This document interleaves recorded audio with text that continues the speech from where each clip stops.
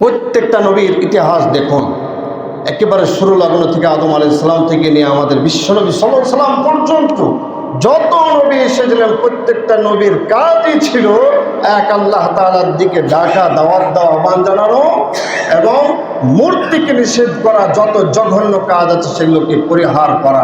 এটাই ছিল তাদের প্রধান দাওয়াতের লক্ষ্য। সম্মানিত আমার ভাইয়েরা, সাইয়েদনা ইব্রাহিম আলাইহিস সালাতু ওয়াস সালাম আমাদের জন্য অনেক দৃষ্টান্ত হিসাবে আমাদের জন্য পরবর্তীদের জন্য সুন্দর সুন্দর কিছু নমুনা দেখায় গেছেন। আমরা তো অন্যান্য ধর্মকে আমি অবমাননা করি না, বিশেষ করে যারা মূর্তি পূজা করে তাদের উদ্দেশ্যে আমি কথাগুলো বলি কোরআন থেকে। মুসলমান সাইয়েদনা ইব্রাহিম আলাইহিস সালাতু ওয়াস সালাম, এর আগে আমি একটা কথা বলেছি, আমার আপনার মাঝে যদি কোনো নবী না পাঠাইতেন আল্লাহ তাআলা, এই কোরআনকে যদি আল্লাহ তাআলা না পাঠাইতেন, তাহলে আমার আপনার যে আকল আছে, জ্ঞান আছে, জ্ঞান দিয়ে আল্লাহ তাআলাকে খুঁজে হলেও ইসলাম গ্রহণ করা আপনার জন্য ফরজ। আমি বারবার এই কথাটা বলি কেন? দেখেন সাইয়েদনা ইব্রাহিম আলাইহিস সালাতু ওয়াস সালাম কত বিচক্ষণ ছিলেন। মুসলমান, ওয়াইদ ক্বালা ইব্রাহিম লিআবিহি আযার আতাত্তাখিযু আসনামান আলিহা ইন্নী আরাকা ওয়া কওমাকা ফী দালালিম মুবিন। সাইয়েদনা ইব্রাহিম আলাইহিস সালাতু ওয়াস সালামের পিতার নাম ছিল আযার। এই আযার সে ছিল অগ্নি পূজক, মুশরিক। এই আযার ছিল মুশরিকের অন্তর্ভুক্ত। তার ঘর থেকে সন্তান জন্ম নিয়েছে নবী ইব্রাহিম। আর সে শুরু থেকে মূর্তিকে দেখতে পারে, ছোটবেলা থেকে। এই ছোট্ট থেকে ইব্রাহিম সবসময় মূর্তির বিরুদ্ধে করে। আল্লাহ পাক রব্বুল আলামিন এই সাইয়েদনা ইব্রাহিম আলাইহিস সালামকে দিয়ে হিন্দুদের সঙ্গে এমন যৌক্তিক এবং দালিলিক ডিবেট করাইছেন আল্লাহ তাআলা, কোরআনের মধ্যে আছে। এজন্য প্রত্যেকটা হিন্দু, বর্তমান সময়ে অমুসলিম যারা আছে, প্রত্যেকটা অমুসলিম যদি ভালোভাবে ধ্যান নিয়ে যদি আল্লাহ পাক রব্বুল আলামিনকে চিন্তা করে, তাহলে প্রত্যেকটা জায়গায় আল্লাহ তাআলাকে এমনিতেই পেয়ে যাওয়ার ইসলাম ধর্ম গ্রহণ। কিভাবে? সাইয়েদনা ইব্রাহিম আলাইহিস সালাতু ওয়াস সালাম দেখেন, তার কওমদেরকে দেখতে পেলেন, তার জাতিদেরকে দেখতে পেলেন। একদল জাতিরা নিজেরা কাদা মাটি দিয়ে তারা মূর্তি বানাচ্ছে, এটাকে আবার খোদা বানাচ্ছে, এটাকে আবার খালেক বলছে। সাইয়েদনা ইব্রাহিম আলাইহিস সালাতু ওয়াস সালাম বললেন, তোমরা এমন জিনিসকে খোদা দাবি করো, খালেক দাবি করো।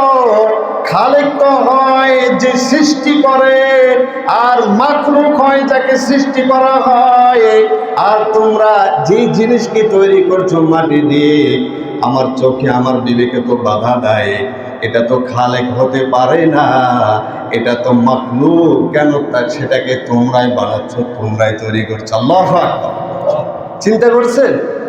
যেটাকে তোমরা বানাচ্ছ, আরে বানায় যেটাকে, সেটা তো মাখলুক হয়, সৃষ্ট। আর যে বানায় সে হয় খালেক। তাহলে যাকে তোমরা বানাচ্ছ সে আবার খালেক কেমনে হয়? সুবহানাল্লাহ। কত বিচক্ষণ নবীদের আল্লাহ তাআলা কত জ্ঞান দিয়েছে।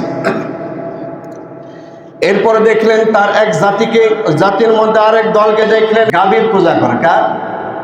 হিন্দুরা হাজার হাজার পূজা করে না? মুশরিক যারা হাজার হাজার জিনিস যেটাকে দেখতে পায় সেটাই তাদের খোদা।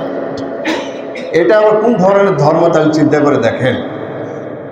দেখতে পেলেন গাভীর পূজা করে, আবার গাভী যখন প্রয়োজন হয় কোনো কোনো হিন্দুরা আবার খাদ্য বানায় ফেলায়, ঠিক কিনা?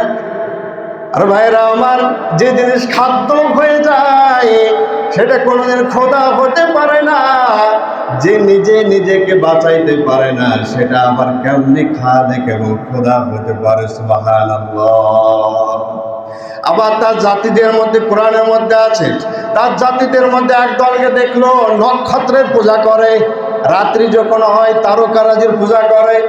এমন আছে না বর্তমানে? তারকারাজির পূজা করে এক দলকে দেখতে পেল।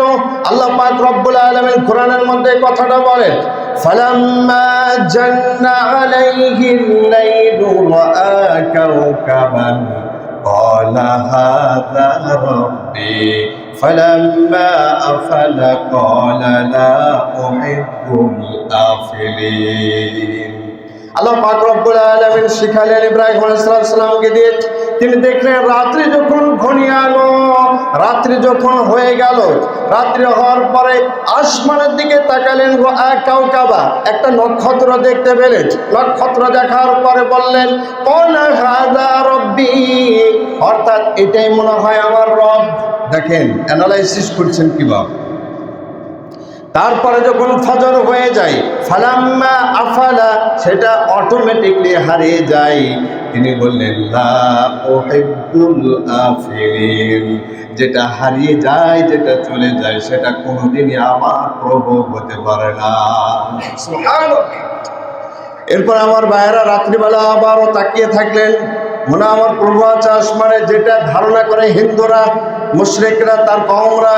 ফালাম্মা রাআল কমারা বাযিগান ক্বালা হাযা রাব্বী, আবার রাত্রে তাকালেন, দেখলেন ঝলঝলে হয়ে একটা চন্দ্র, একেবারে আলোক উজ্জ্বল হয়ে চন্দ্র উঠেছে, পূর্ণিমার চন্দ্র মনে করে। তারপরে চিন্তা করলেন ক্বালা হাযা রাব্বী, মনে হয় এটা আমার রব। ফালাম্মা আফালা ফালাম্মা আফালা, এরপরে রাত্রি শেষ, পূর্ব শেষ হয়ে যায়।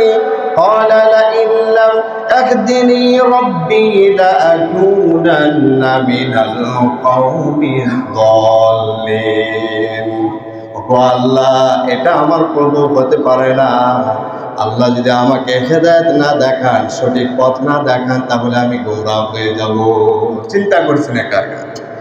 এরপরে দিন হলো, সকাল হলো।